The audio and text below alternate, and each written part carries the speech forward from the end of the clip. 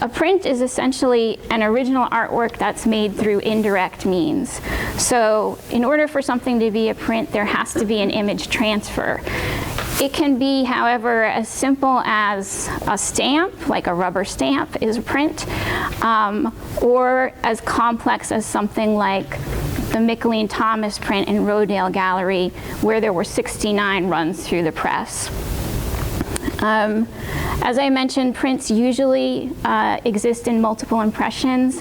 However, there are also monoprints produced, such as all three of these large prints by Polly Apfelbaum. Those are unique. There's only one impression of those. This print, Love Park 9 by Polly Apfelbaum, is part of the museum's collection. We did have it on view a couple years ago, so I think you've probably seen it before. It was purchased in 2006 and is kind of a nice marker of how long of a relationship the museum has had with Durham Press.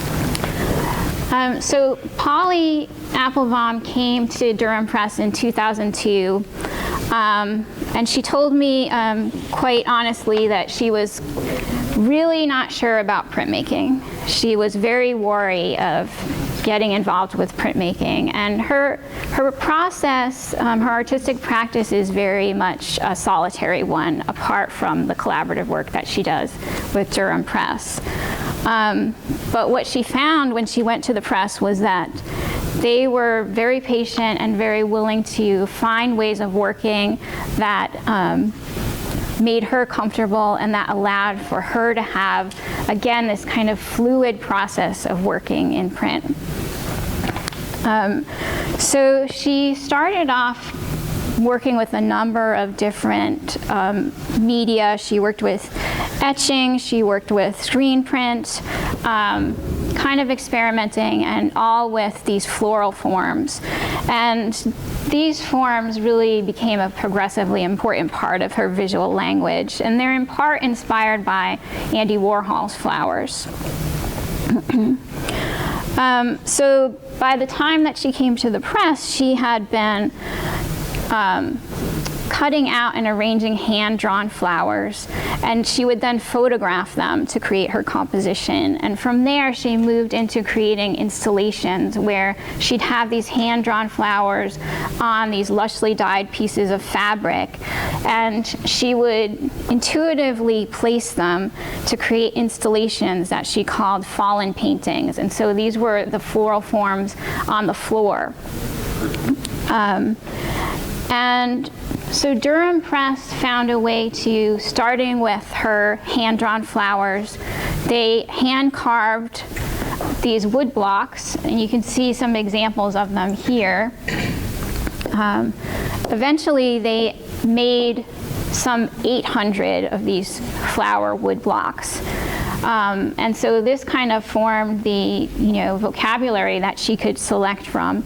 And the process of creating a print like this was that the staff would have a whole bunch of these blocks. They would be already inked in a variety of colors, and they would just be available. And so then the artist could come in, she'd have a sheet of paper, and these are the largest scale that she works at, but she works at a variety of scales.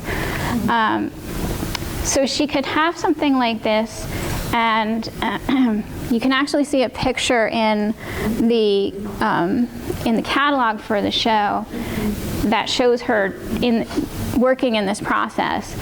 And she'd just start placing them on the paper. And she'd create her composition, and then they would run it through the hydraulic press to print it. And so this technique really lent itself to doing these one-off monoprints. So that's what these are. These are unique prints. She just laid these blocks out, they did one impression of it, and then they moved on and she did something else.